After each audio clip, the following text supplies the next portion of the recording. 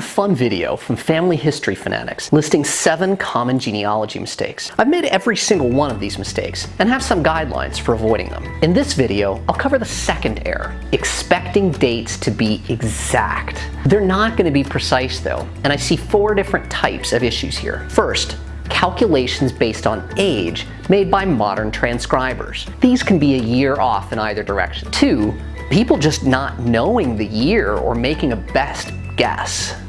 3, people flat out lie about their age. And 4, there was a contemporary imprecision or flexibility, for lack of a better word, about years and dates. Regardless of the scenario, I've got one piece of advice.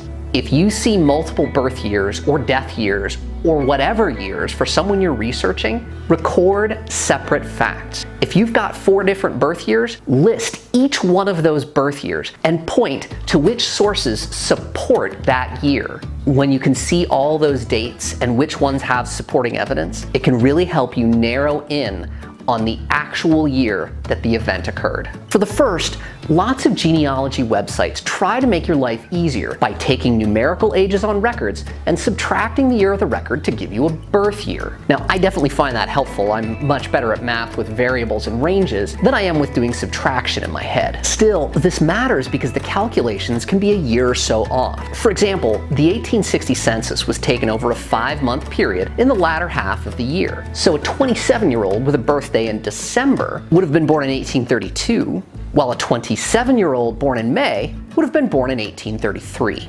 One of my core principles in genealogy research is to read everything, and that means examining the original document. That will tell you clearly if a year or an age was recorded, and if it was just an age, you can guess that the year was calculated by the transcriber. For the second issue, let's look at my second great-grandmother, Mary Shiel Gallagher. I know the story of her life from family oral history. She was born near Swinford, Ireland, spent some time in Worcestershire, England, and then immigrated to Philadelphia.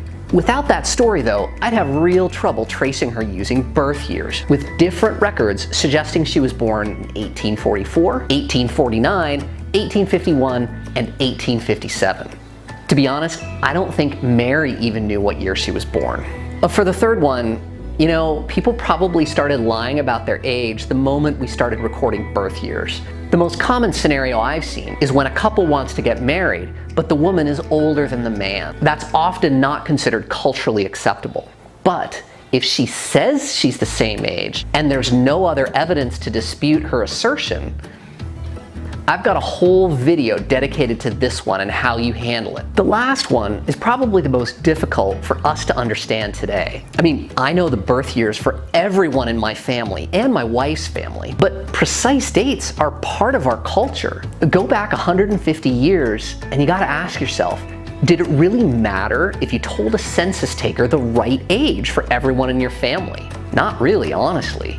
The only times your age really mattered were for minors trying to marry, inherit, or enter into a contract. I hope you enjoyed this 5-minute genealogy video.